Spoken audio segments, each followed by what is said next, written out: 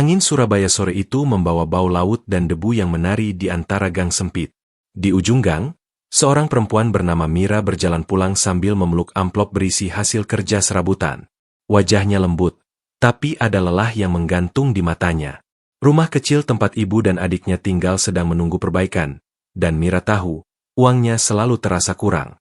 Malam itu, ketika lampu 5 watt menerangi ruang tamu yang sempit, adiknya batuk panjang. Ibunya memijat punggung sang adik sambil berkata lirih bahwa uang untuk obat hampir habis. Mira menatap mereka dengan hati yang teriris. Ia harus melakukan sesuatu. Ia harus bekerja di luar negeri, meskipun hatinya ciut. Beberapa minggu kemudian, Mira berangkat ke Arab Saudi. Pesawat itu membawa harapan sederhana, memperbaiki rumah, menyekolahkan adiknya, dan membuat hidup sedikit lebih manusiawi. Begitu tiba di Riyadh, ia disambut keluarga Al-Hasan. Rumah besar dengan lantai marmer yang berkilau membuat Mira merasa seperti memasuki dunia lain. Keluarga itu baik, tegas, dan memegang aturan dengan ketat. Mira menghormati semuanya dengan penuh hati. Namun ada satu sosok yang selalu membuat langkahnya terhenti tanpa alasan.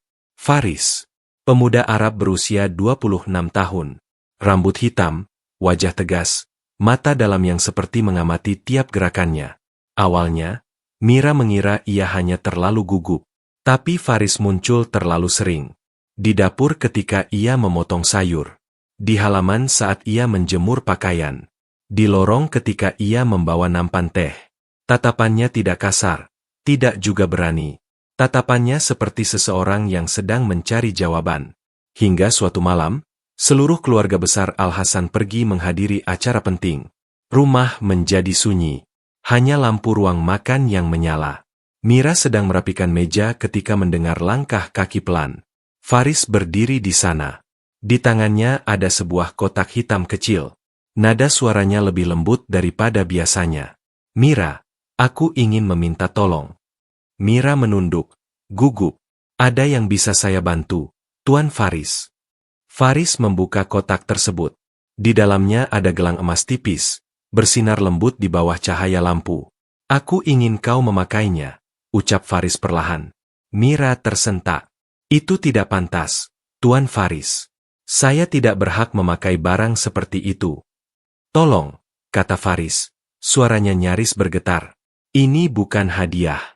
Aku hanya ingin melihat bagaimana gelang ini dipakai seseorang yang tulus. Kata itu menghantam hati Mira tanpa peringatan. Tulus. Ia tidak mengerti maksud Faris, tapi ia merasakan keseriusan yang sulit dijelaskan. Setelah ragu, Mira akhirnya mengulurkan tangan. Faris memasangkan gelang itu dengan perlahan. Sentuhan itu membuat napas Mira terhenti sejenak. Dan tanpa mereka sadari, malam itu menjadi awal dari sesuatu yang tidak mungkin mereka abaikan. Sejak malam ketika gelang emas itu melingkar di pergelangan tangan Mira, ada sesuatu yang berubah. Bukan pada gelang itu, tetapi pada cara Faris menatapnya. Tatapan yang biasanya datar kini lebih hangat, seolah ia sedang menyimpan sesuatu yang sulit disampaikan. Mira berusaha bekerja seperti biasa. Ia memotong sayur, mencuci pakaian, menyiram tanaman, dan memastikan semua berjalan rapi. Tapi setiap kali ia menunduk untuk bekerja, gelang emas itu berkilau dan mengingatkannya pada malam itu. Pada sentuhan tangan Faris yang terasa terlalu dekat, terlalu nyata. Faris pun tidak seperti sebelumnya. Ia lebih sering muncul tanpa alasan. Kadang hanya untuk bertanya, apakah Mira sudah makan. Kadang hanya menyapa lalu pergi begitu saja, meninggalkan Mira dalam kebingungan yang menari di dada. Pada suatu sore, Faris menghampirinya saat ia sedang menjemur kain. Angin Riyadh bertiup lembut, mengibaskan jilbab Mira. Mira, ucap Faris pelan, bolehkah aku bertanya sesuatu? Mira menelan ludah. Silakan, Tuan Faris. Apa kau suka tinggal di rumah ini? Pertanyaan sederhana itu terasa aneh bagi Mira. Ia mengangguk kecil. Saya nyaman, selama saya bekerja dengan baik. Faris mengangguk sambil menatap jauh ke halaman. Aku senang mendengarnya. Ada jeda. Hening. Hanya kain yang berkibar di tali jemuran. Kemudian Faris berkata lagi, suaranya nyaris seperti bisikan. Gelang itu milik ibu. Mira membeku. Ia langsung menurunkan pandangan pada gelang di pergelangan tangannya. Ibu selalu bilang, lanjut Faris, gelang itu tidak boleh diberikan sembarangan. Ia harus diberikan pada seseorang yang mampu membuat hati merasa tenang.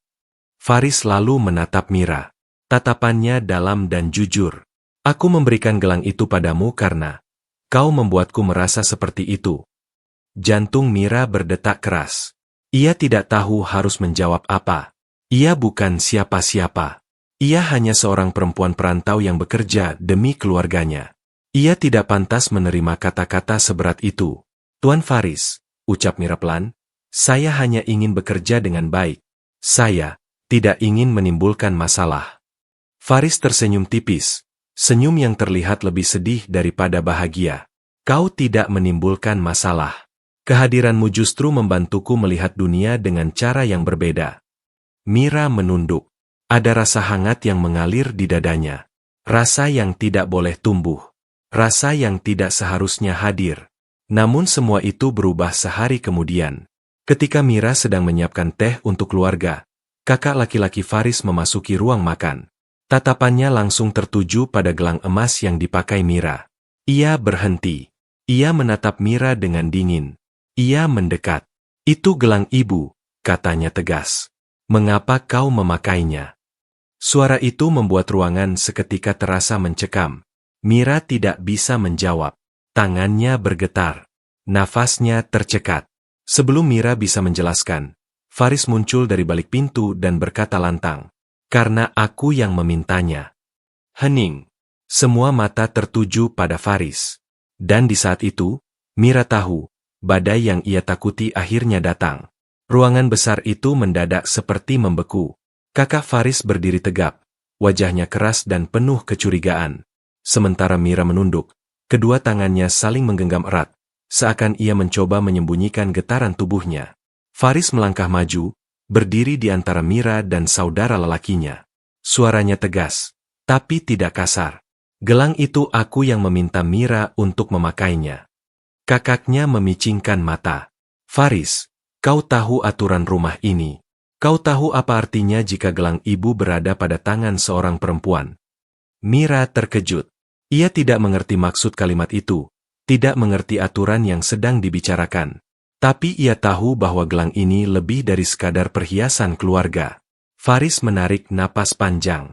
Aku memintanya memakai gelang itu karena alasan pribadi. Kakaknya menatap Mira, kemudian kembali pada Faris. Alasan pribadi? Perempuan ini pekerja di rumah ini. Kau membuatnya berada dalam posisi sulit dengan tindakanmu. Mira merasakan matanya panas. Ia ingin bicara, ingin mengatakan bahwa ia tidak berniat apapun. Ia hanya melakukan apa yang diminta. Ia hanya ingin bekerja dan pulang dengan selamat. Namun sebelum ia sempat membuka mulut, Faris kembali berbicara. Kali ini lebih tegas, dan lebih berani. Aku menyukai Mira. Kalimat itu mengguncang ruangan seperti petir yang jatuh tepat di tengah meja. Kakaknya terpaku, seolah tidak percaya dengan apa yang baru ia dengar. Sementara Mira merasa lututnya melemah, hampir kehilangan keseimbangan. Ia tidak pernah membayangkan Faris akan mengucapkannya di depan keluarganya, terlebih dengan suara yang begitu yakin. Mira adalah perempuan yang baik, lanjut Faris. Ia bekerja dengan tulus. Ia jujur. Ia tidak pernah meminta apapun. Ia bahkan takut pada perasaannya sendiri. Aku menghargai itu. Kata-kata Faris membuat dada Mira terasa sesak. Ada bagian dirinya yang ingin menangis karena tersentuh, tapi ada bagian lain yang justru ketakutan. Kakaknya menggeleng, wajahnya gelap. Hubungan semacam itu tidak bisa diterima. Kau tahu itu, Faris. Kau mempertaruhkan nama keluarga. Dan kau menyeret perempuan ini dalam masalah yang tidak seharusnya ia tanggung. Faris menatap saudaranya dengan tenang. Jika ada yang harus disalahkan, salahkan aku, bukan Mira. Kini suasana rumah tidak lagi sama. Tatapan para anggota keluarga berubah. Bisik-bisik mulai terdengar. Mira merasakan udara di rumah itu semakin berat, semakin penuh tekanan. Malam itu, ketika semua orang kembali ke kamar masing-masing, Mira duduk sendirian di tepi tempat tidurnya. Air mata turun tanpa bisa ia tahan. Ia tidak menangis karena ucapan Faris.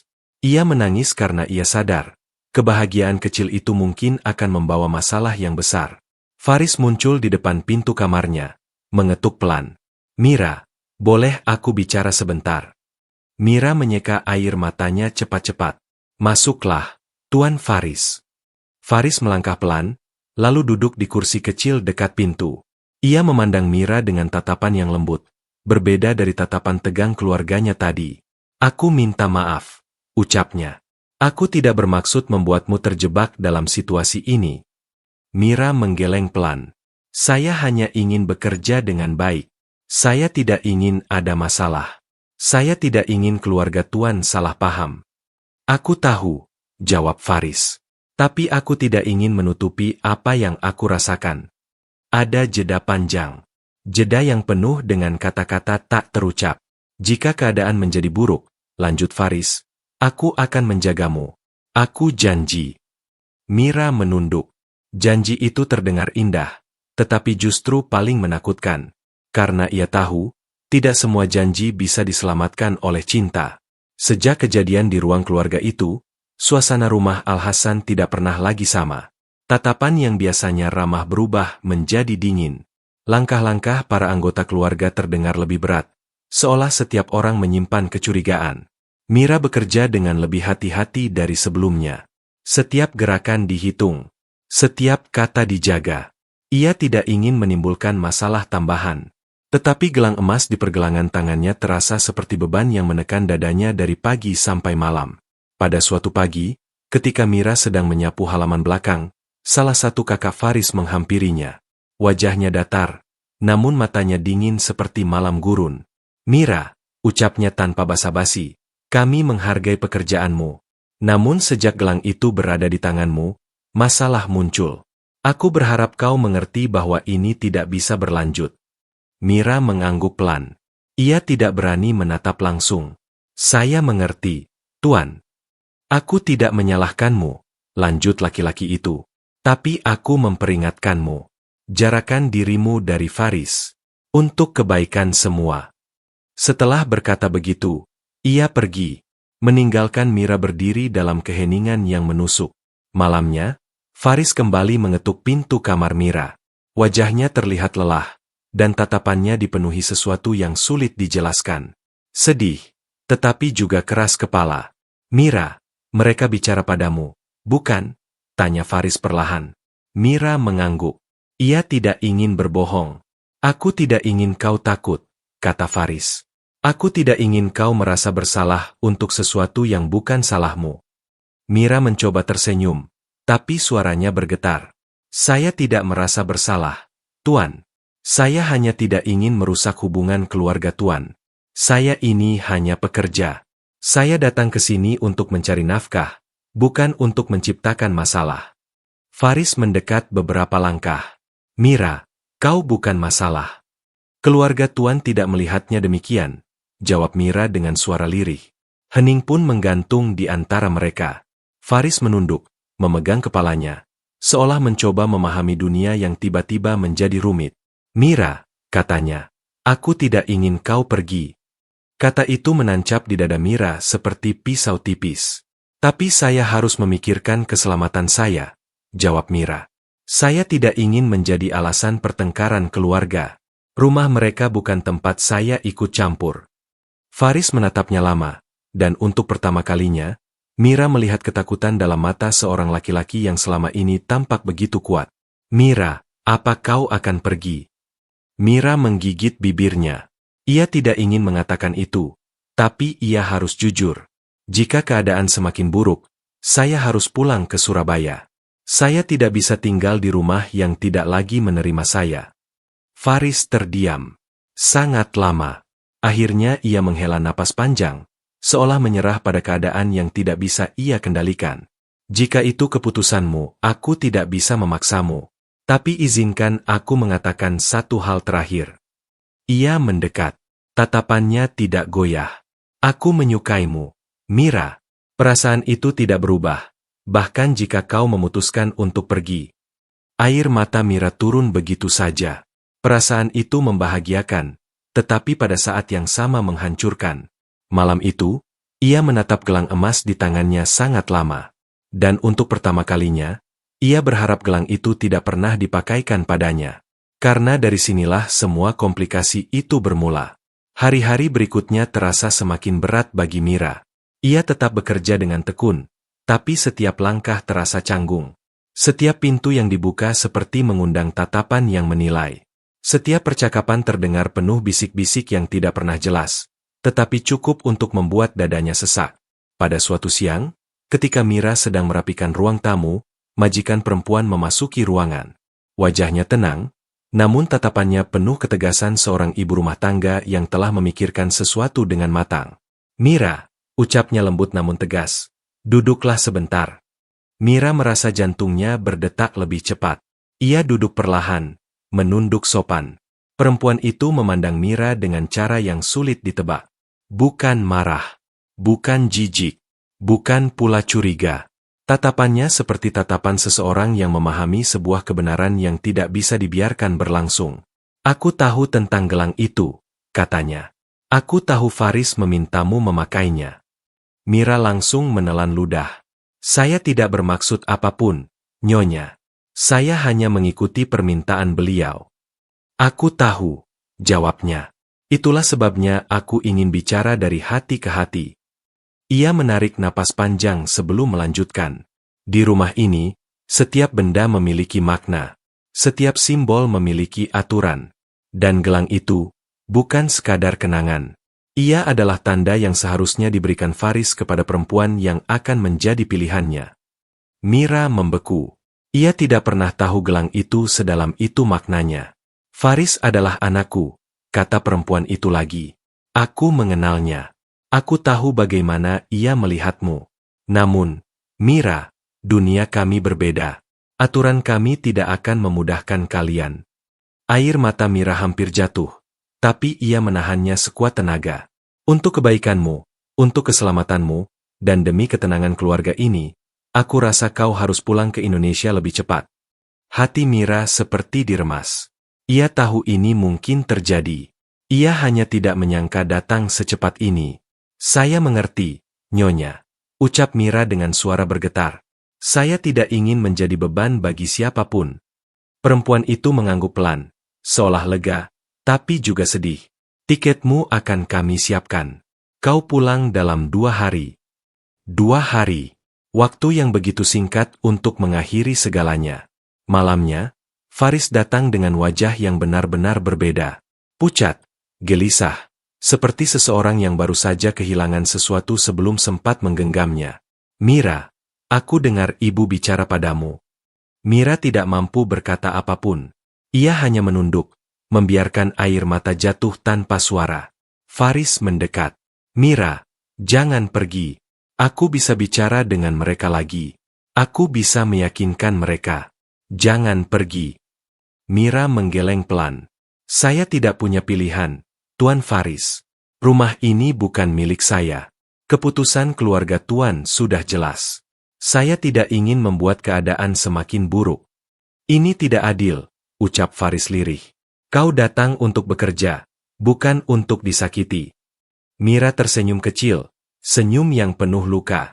"Kadang hidup memang tidak adil, Tuan." Faris memejamkan mata, menahan emosi yang sulit ia sembunyikan.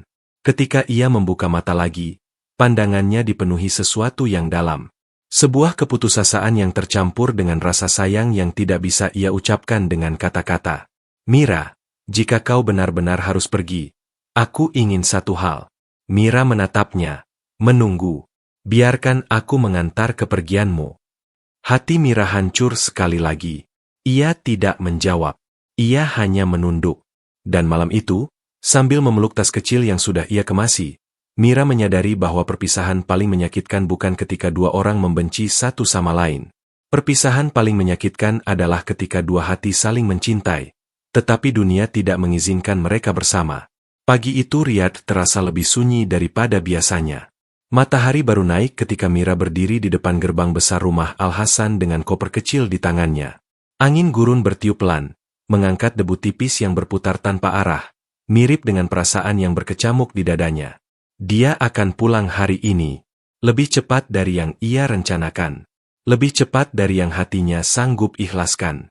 Ketika mobil keluarga berhenti di depan gerbang, pintunya terbuka, dan Faris turun dengan langkah tergesa. Wajahnya lelah, seperti seseorang yang tidak tidur semalaman. Mira. Suaranya serak, seolah kata itu saja sudah menyakiti dirinya. Mira mencoba tersenyum, tetapi senyum itu runtuh sebelum sempat terangkat. Ia menunduk, takut tatapannya akan membuat tekadnya rapuh. Faris mendekat, berhenti satu langkah dari Mira. Ia menatap koper kecil itu, lalu menatap Mira lebih lama. Aku tidak percaya akhirnya seperti ini. Saya juga tidak, Tuan Faris. Suara Mira hampir hilang. Tapi kadang kita tidak punya pilihan lain. Faris menarik napas panjang, berusaha menahan sesuatu yang ingin pecah dari dalam dadanya. Mira, aku ingin kau tahu satu hal sebelum kau pergi. Mira mengangkat wajahnya perlahan. Aku menyukaimu bukan karena kau bekerja di rumah ini. Bukan karena gelang itu. Bukan karena hal-hal kecil yang kau lakukan setiap hari. Ia berhenti sejenak, menatap Mira dengan mata yang begitu jujur. Aku menyukaimu karena kau baik. Karena kau tulus. Karena kau tidak pernah melihatku sebagai seseorang yang harus ditakuti. Kalimat itu mengenai hati Mira seperti hujan pertama setelah kemarau panjang. Namun ia hanya menggeleng pelan. Saya tidak bisa tinggal di sini, Tuan. Keluarga Tuan tidak akan menerima saya. Dan saya tidak ingin membuat Tuan harus memilih antara saya atau keluarga Tuan. Faris menatapnya lama. Sangat lama. Lalu ia mengangguk, perlahan, seolah menerima kenyataan yang tidak bisa ia ubah. Ia meraih tangan Mira, kemudian menggenggamnya dengan lembut. Sentuhan terakhir itu terasa hangat, sekaligus memilukan. Gelang itu, biarkan tetap bersamamu, ujar Faris. Itu bukan lagi simbol keluarga. Biarkan menjadi kenangan bahwa di negeri asing, kau pernah membuat seseorang merasa hidup. Mira menahan napasnya agar tidak terseduh. Ia ingin mengembalikan gelang itu. Ia harusnya mengembalikan. Tapi suara Faris, tatapannya, semua itu membuatnya tidak sanggup menolak. Terima kasih, Tuan Faris, ucap Mira dengan suara yang hampir pecah. Terima kasih untuk semuanya. Ketika Mira melangkah masuk ke dalam mobil, Faris tetap berdiri di tempat yang sama. Tidak bergerak, tidak menghapus air matanya. Ia hanya menatap Mira pergi, dan Mira menatapnya dari balik kaca, sampai sosoknya mengecil, lalu menghilang di antara gedung-gedung Riyadh. Di dalam mobil, Mira akhirnya membiarkan air matanya jatuh tanpa batas. Ia tahu perpisahan ini perlu. Ia tahu pulang adalah pilihan terbaik. Namun ia juga tahu, tidak semua perasaan bisa ditinggalkan di bandara. Beberapa jam kemudian, pesawat lepas landas. Riyadh mengecil di bawah sana. Dan gelang emas itu berkilau di tangan Mira, menjadi satu-satunya saksi bahwa cinta paling indah terkadang muncul di tempat paling tak terduga, dan berakhir sebelum sempat menjadi milik siapapun. Namun Mira tersenyum kecil. Meski sakit, ia pulang dengan hati yang lebih kuat. Karena cinta yang tidak dimiliki bukan berarti cinta yang sia-sia. Kadang cinta hanya dititipkan untuk sebentar, agar kita menjadi manusia yang lebih lembut, lebih mengerti, dan lebih mampu mencintai diri sendiri. Pesan penutup cerita. Hidup seringkali mempertemukan kita dengan orang yang tepat, pada waktu yang salah.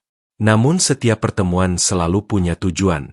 Kadang bukan untuk dimiliki, tetapi untuk mengajarkan bahwa hati manusia mampu merasakan sesuatu yang begitu besar, bahkan dalam diam. Semoga cerita ini mengingatkan kita bahwa perpisahan bukan selalu akhir. Kadang ia adalah cara Allah menuntun kita menuju jalan yang lebih baik, lebih aman, dan lebih bahagia. Bab terakhir selesai. Jo, kalau kamu butuh versi narasi lain, thumbnail, tag, atau mau bikin seri baru lagi, tinggal bilang saja. Besambung.